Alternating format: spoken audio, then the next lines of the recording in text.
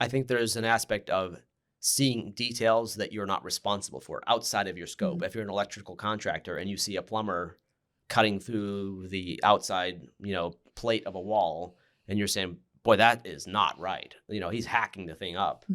Well, you see a detail. You see something that's going to be a problem later on, it's going to fail an inspection, or you see something that's being done wrong, pipe's not sloped right. You're just that person that's seeing, well, I wouldn't want that done in my house. Right. What do you do about that? Yeah. And I think there's an aspect of, well, who's responsible for it? Is that a general contractor?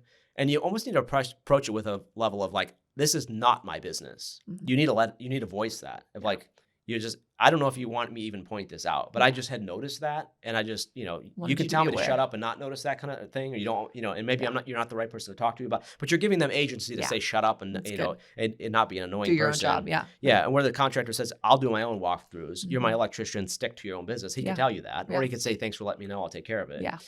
It gives some agency into that. So you're not that person that's just pointing stuff out that's none of your concern. Right. Yeah. Yeah. Because then you're like, how do we shut this guy up? And I've had a few situations where we've had contractors coming in behind another contractor. So as a part of the podcast or people that we serve, where you have this guy that was working for a client and everything that was subpar, right? Yeah. The guy that was before you just didn't do a great job. Terrible job, yeah.